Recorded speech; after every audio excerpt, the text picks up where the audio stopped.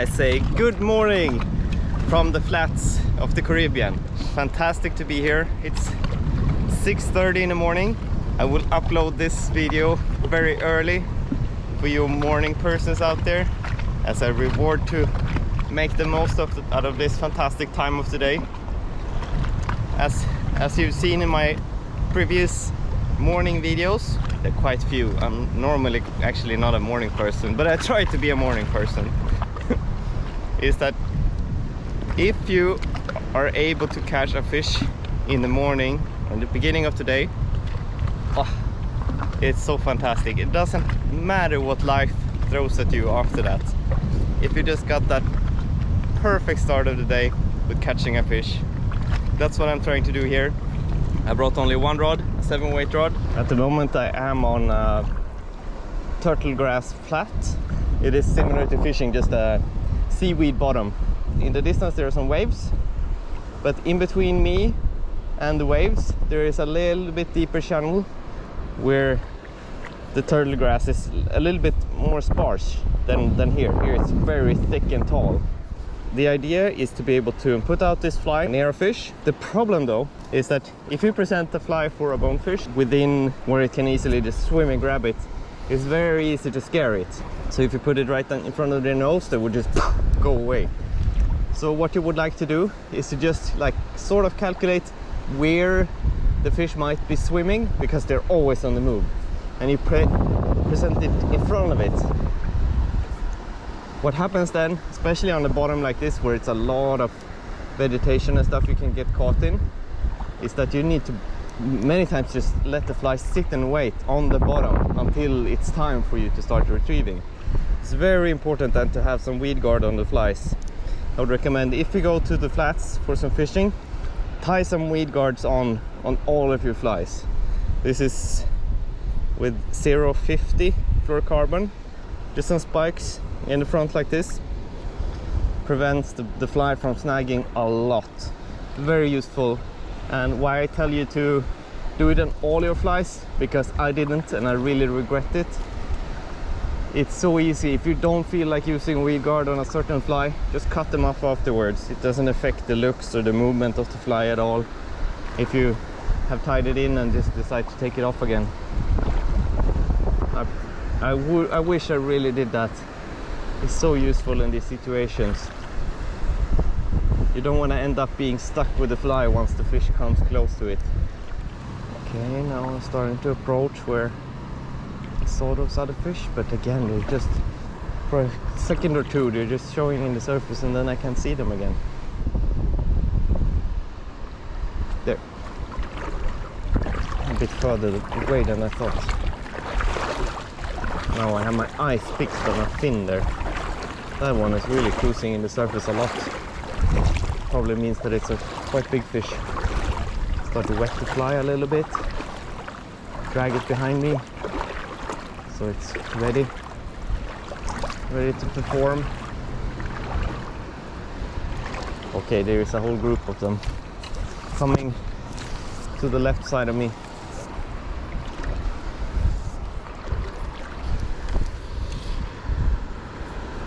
Okay, that's good. I did not spook them, even though I landed quite close. Now they're getting there. I'll wait a little bit more. Now I start to twist them, and they're coming after.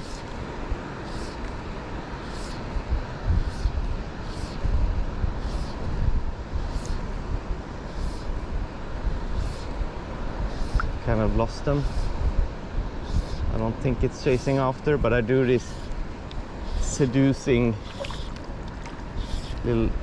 Oh, they followed for a bit, but now they're much closer.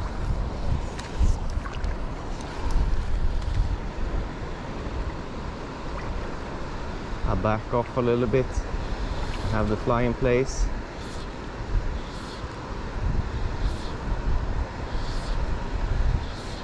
Oh wow, they're really close.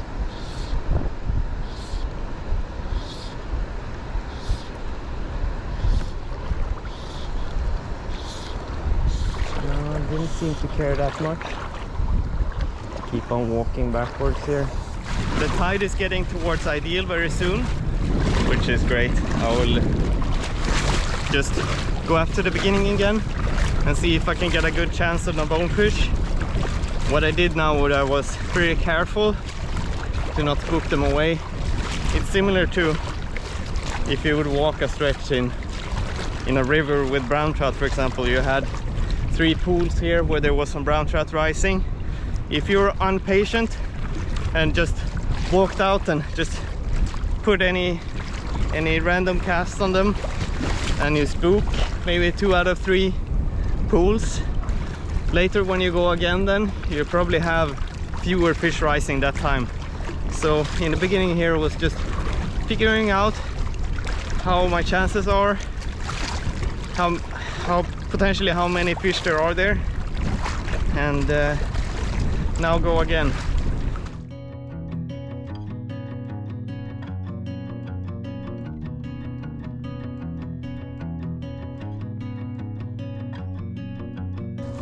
It is 7 o'clock, 1 hour after sunrise, and I'm back out again. I didn't catch any bonefish last time. I caught a small grouper, that was it. When I walked out on the outside of the waves, did a few casts there, so at least something. I feel like I got so much good stuff out of me that I wish I could hear from someone prior to a trip like this for bonefish. So I thought I'd keep it up. I don't throw the material away, I just continue it, because what we're missing is a good strike of a bonefish in shallow water. Let's make that happen. Keeping a low profile here. Now there's a big group in front of my fly. Do a small twitch, trying to make them see it. Going down on my knees here, because they're so damn close.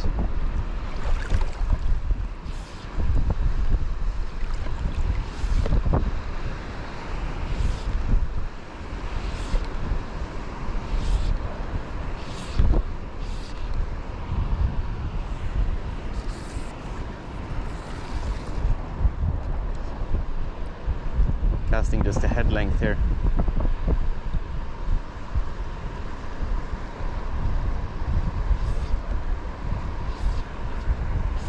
Come on, go for it. You know you want it.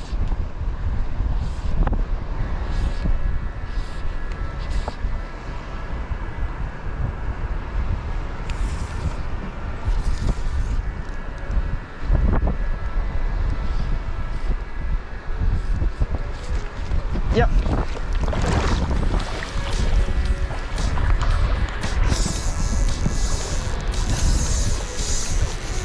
All right, there is some backing.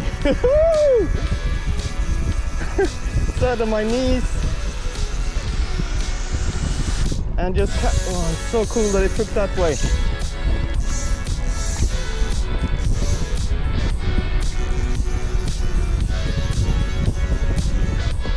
Tilt up the camera a little bit, because you want to have the fly line high up. It's out at the reef now.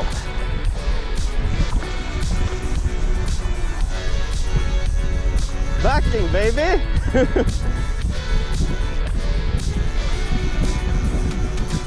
Oh, I feel some scratching.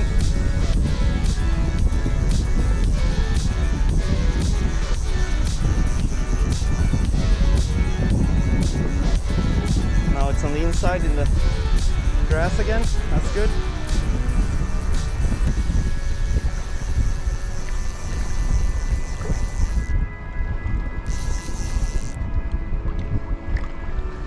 It's a big bonefish.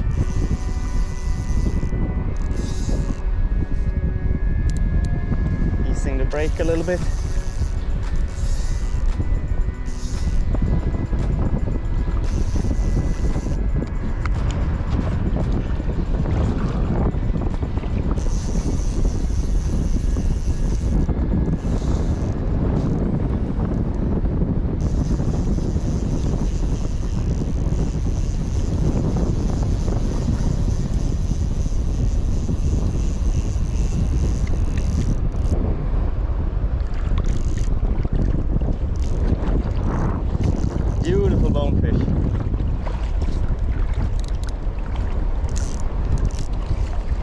Probably has another couple of runs in it. Easing my drag now. It's not going as far, but when it turns around it goes super quick, and I don't want it to break the leader. So now the drag is very loose. In the beginning it was quite hard. This is my biggest bonefish that I've caught so far. Maybe 50 centimeters or something.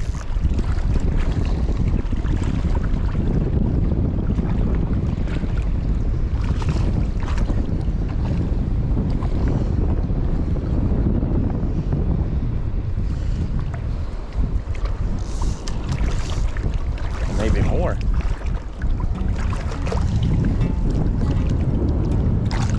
There. Wow, look at that. Okay, I have the rod right in front of me. The fish has been in this bag for a few minutes. There it is. Oh, so overexposed though. Measure it here against the rod.